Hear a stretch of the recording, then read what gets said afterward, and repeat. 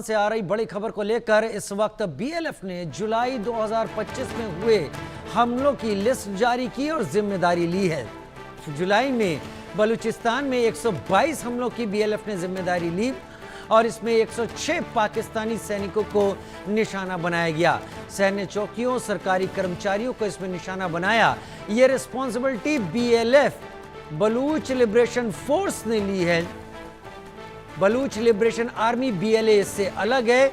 122 हमलों की जिम्मेदारी बीएलएफ ने ली है, जिसमें 106 पाकिस्तानी सैनिकों को निशाना बनाया गया है।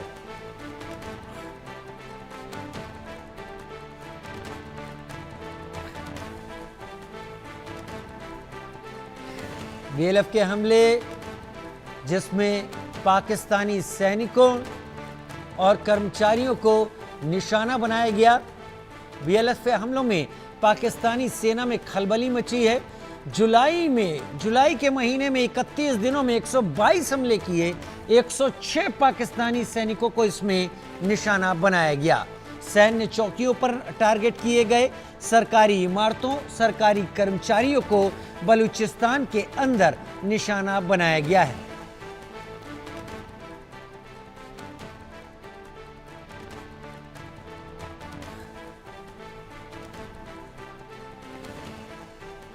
बीएलएफ ने जुलाई 2025 में हुए हमलों की जिम्मेदारी ली। जुलाई में बलूचिस्तान में 122 हमलों की जिम्मेदारी ली गई।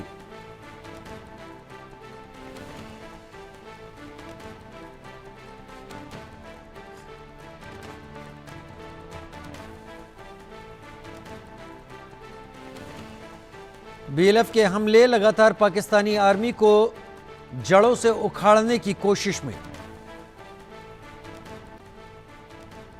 अजय जांड्याल मेरे साथ, मेरे सहयोगी इस वक्त ज्यादा जानकारी के साथ जुड़ गए हैं।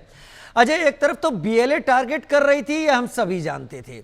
अब बीएलएफ ने वो लिस्ट जारी कर दी है जिसमें जुलाई महीनों में ही 122 हमलों की बात बीएलएफ ने की है। यानी करीब करीब 4 हमले प्रतिदिन का औसत आता है और उसके साथ 106 पाकिस्तानी सैनिक टारगेट पर। अजय, देखिए, बिल्कुल राजीव, अगर आप देखें तो बलूचिस्तान लिबरेशन आर्मी और बलूचिस्तान लिबरेशन फ्रंट, ये दो वो जो संगठन हैं जो इस वक्त पाकिस्तानी सेना के लिए काल चक्र बने हुए हैं, क्योंकि इन्होंने पिछले अगर 1 महीने नहीं बल्कि अगर आप देखें तो पिछले 6 महीने से ज्यादा समय से, जब से पाकिस्तान ने बलूचिस्तान में मिलिट्री ऑपरेशन की बात की थी, तब से लेकर हमले किए हैं। और बीएलएफ का जो डाटा है वो बताता है कि 100 से ज्यादा पाकिस्तानी सैनिक मारे गए हैं और लगभग जैसा आपने बताया कि हर रोज 4 हमले, यानी कि पाकिस्तानी सेना के लिए कोई ऐसा दिन सुकून भरा नहीं रहा जब पाकिस्तानी सेना को बीएलए या बीएलएफ का निशाना ना बनना पड़ा हो।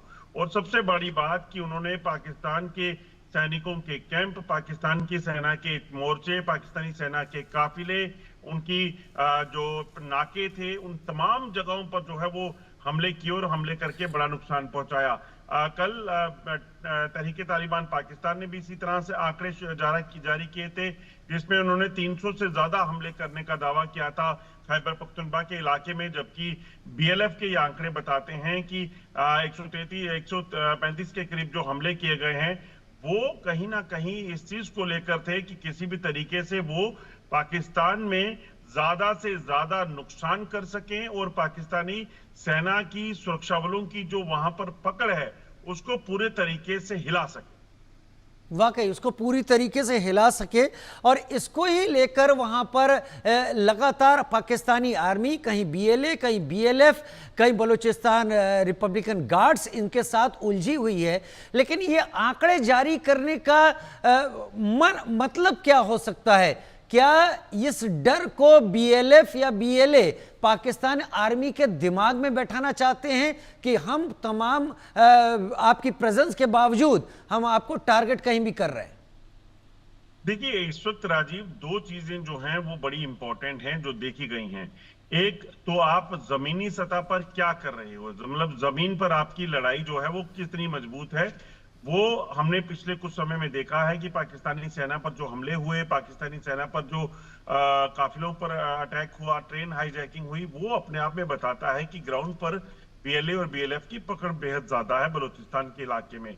मगर दूसरी जो इंपॉर्टेंट चीज है वो कहीं ना कहीं साइबर वारफेयर है, यानी कि इंटरनेट की दुनिया में सोशल मीडिया पे आपकी कितनी पकड़ है, यानी जो आप कर पा रहे हैं क्या वो आप दुनिया को और लोगों को बता पा रहे हैं।